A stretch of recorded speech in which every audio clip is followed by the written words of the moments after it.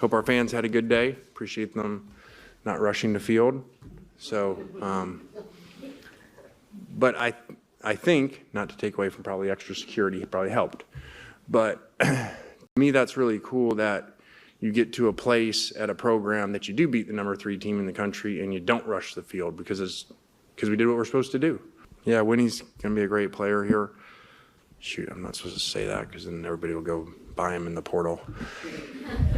Forgot I'm not supposed to do that anymore. I mean, he's just okay, you know.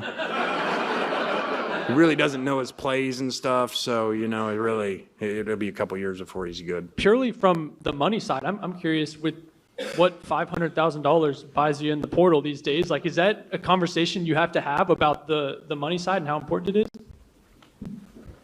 Gets you half of one of their DBs.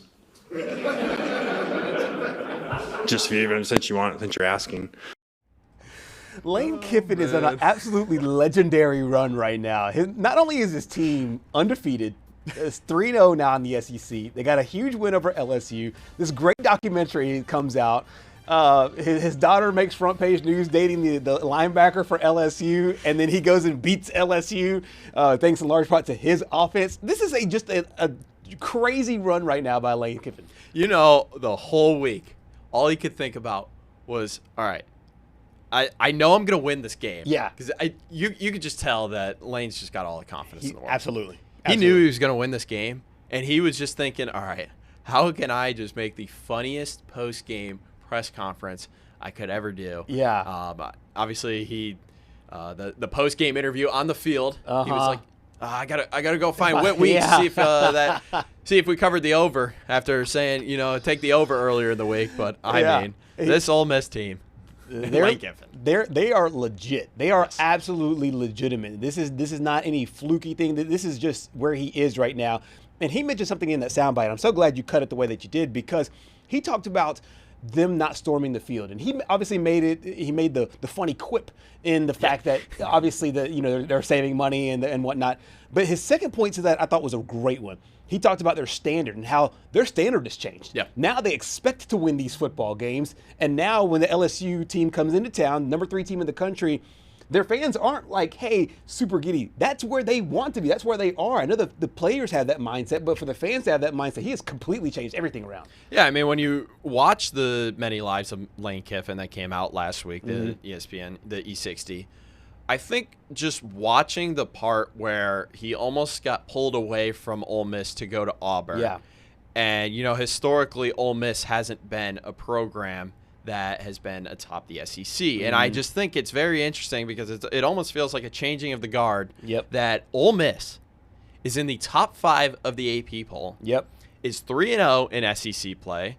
And after Lane Kiffin was very outspoken about the Rebels missing the 12-team college football playoff last year, is turning the page and defeats an LSU team, which a year ago they lose this game. And, they did lose this game a year ago in overtime.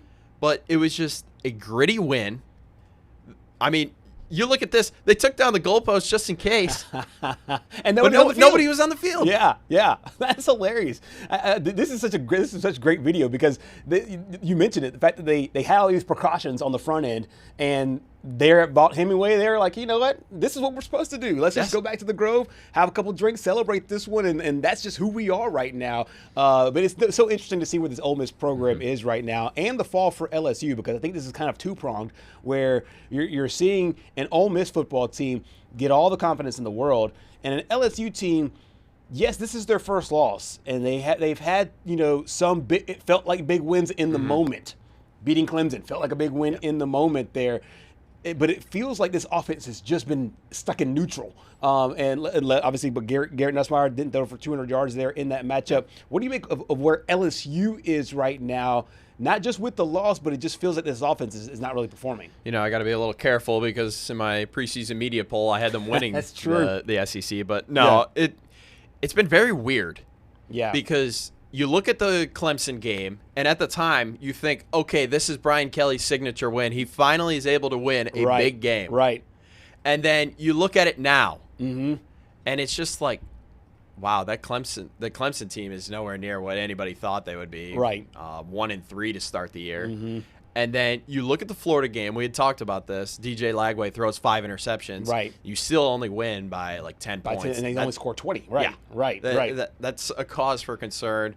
Brian Kelly and Garrett Nussmeier both want to downplay, his Nussmeier's injury, but I think it's partially the injury, but partially Garrett Nussmeier himself, because if you go back to last year, this is kind of what we saw out of Garrett Nussmeier, just the inconsistency. Sometimes, he was the only quarterback to return that threw for 4,000 yards last year, but it was just sometimes he would make you wonder, like, really? Like, you show these glimpses of greatness, but then you come out and you have a game like you did, 197 yards, touchdown, interception against Ole Miss, and it's just like, you're so close to being in this upper echelon, and then you just keep doing it to yourself over and over again to just drop yourself back into the place you just were. Yeah, we talked to Chester Boucher after the La Tech game. It was the second game of the season. Yeah.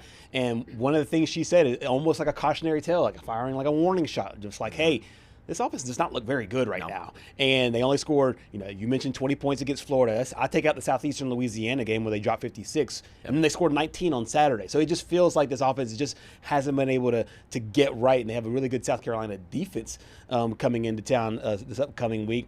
Meanwhile, on the other side, they have an abundance of riches there. They have an embarrassment of riches when it comes to the quarterback situation, because Lane Kiffin, and we talked about this last week, and one of the things I said about Lane Kiffin is, yes, he's an offensive genius, but he is a great developer of quarterbacks. We're seeing Jackson Dart yesterday in the NFL, have an unbelievable start to his rookie season. And now he's got 2 quarterbacks on his team right now that could be probably 2 of the best quarterbacks in the entire league. Yeah, I mean, you look at Austin Simmons coming into the year. Everyone thought that he was going to be the Ole Miss starter, and he was in the beginning until he got hurt. Now, you see the 4 pass touchdowns, the 4 interceptions, and you kind of shake your head like, oh, no, 4 interceptions. But, I mean, he was playing great football up until he got hurt. Yeah.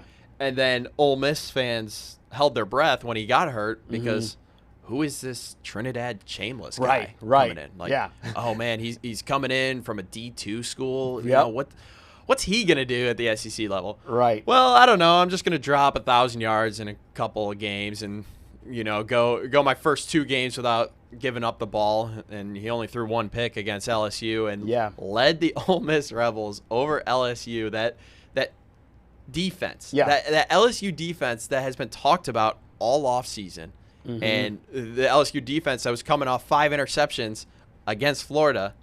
And I mean, the score might have been a little bit closer, 24-19. That score isn't indicative of how this game was. Ole Miss dominated. Absolutely. And as my cousin eloquently put it, he said, Lane Kiffin is in his bag. He's just like, and absolutely just a great game plan, great scheme.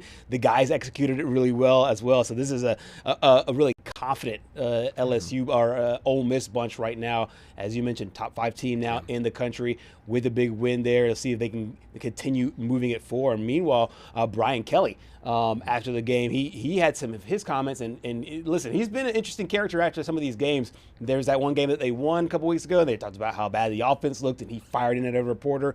Also got a chance to talk about this past week after suffering their first loss of the season. So at the end of the day, when you put it all together for 4 quarters, we didn't play complementary football, which you have to do in this league. You have to be able to complement your offense and defense.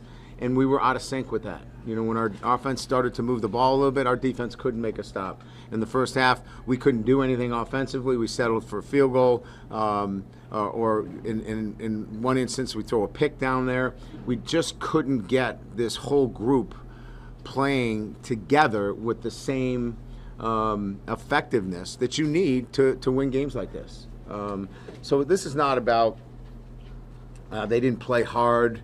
They got to play fast and free and physical, but they got to know that they have to complement each other. And we can't play this game of, well, we're going to play well defensively for a bit, then we're going to play okay on offense for a bit and go back and forth. This team has to click on all cylinders, and we're not clicking on all cylinders right now.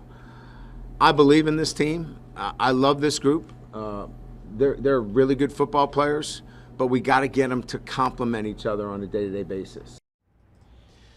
Coming into this season, LSU was considered one of the best teams. You had them on your SEC championship, and honestly, the season's not over. Obviously, they're still in prime position to do everything that they want to do. Oh, yeah. Obviously, if it comes down to a tiebreaker with them and Ole Miss will have the tiebreaker between those two. But as much as I want to see the glass half full and as much as I want to see the silver lining, it's sometimes kind of hard for me because they've given me very little evidence that they could do this consistently, put together the offense there consistently with this football team. What do you make of what's ahead of them with a very, very difficult schedule ahead?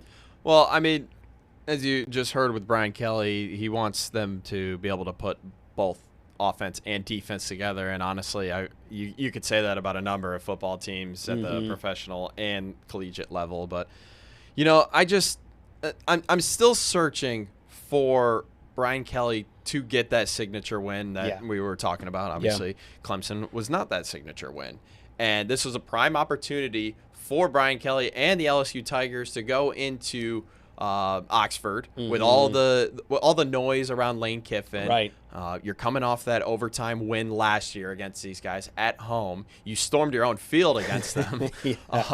All the hype was around it. Yeah. And, I mean, you just lay an egg in the middle of the day against Ole Miss, and then now you just drop back to, all right, this is are we average? Right. Is this just going to be another year wasted in the Brian Kelly era? Is Brian Kelly the guy? Are we going to have some considerations around, is Brian Kelly the right coach for our program? But, you know, as you mentioned, this is a tough stretch coming up. Yeah. And, you know, this is what in sports we like to call gut checks. Yes. And this is a major gut check for this LSU team because, you know, if they let it get to them, they could easily fall out of this race for the college football playoff. I still think that they can make the college football playoff with an at-large bid, but they cannot let this loss dictate the rest of the year. Right, absolutely. And for what the rest of the year looks like, they have a bye week this week, so it's a chance to really regroup, refresh, get some rest. Then October 11th, they'll host South Carolina, who's coming off a really nice win there over Kentucky this past week. Then it's Vandy, Texas A&M, Alabama, a depleted Arkansas team before Western Kentucky, and then Oklahoma to close out the football season. It is a really tough stretch over the next few weeks, but I think we'll get a lot of answers during the bye week if their personnel changes, what changes need to be made offensively for this football team to be able to take that next step as they move forward. But it's certainly a gauntlet, though, and a lot of teams that feel really good about their seasons as of right now. Yeah, and I mean, we just talked about Vandy a little bit ago. That could be a game that in the past everyone just looked over Vandy, but as we've mentioned many times on the show, Vanderbilt, you cannot look past them anymore. And that graphic that I showed in the can win versus must win to make the college football playoff, I mean, they genuinely think that they can make the college football playoff. Yes. After going 5-0 to start the year for the first time since 2008. Diego Pavia said, and at the time we all laughed, Simone included, we're competing for a national championship. We want to win a national championship. I mean, they were serious about this. Everybody laughed at them, but they still have a 0 in the loss column, and they are now going to be the main attraction in college football as College Game Day. Nick Saban and all of them come to town in the big Alabama game. I want to make a comparison, and I don't mean to switch to sports because we're going to get to golf at the end of the show. Yeah. It reminds me of the Curtis Strange interview with Tiger Woods. Oh, yeah. I know what you're talking about. He was like, you know, I go into every tournament. Right. Why play a tournament if I don't think I'm going to win? And then Curtis Strange goes, you'll learn. You'll learn. Right. Almost like, and I don't know if you've seen those two. I think it was, I don't know if it was both Curtis Strange and Tiger Woods, but it was definitely Curtis Strange watching that interview back. And it's just like, he made me eat my words. It's like, you know. it's insane. But I mean, that could be the case with Vanderbilt this year. I mean, if they are able to knock off Alabama. Again, this time in Tuscaloosa and get to 6-0, I think there need to be some serious conversations had about, is Vanderbilt going to the college football playoff?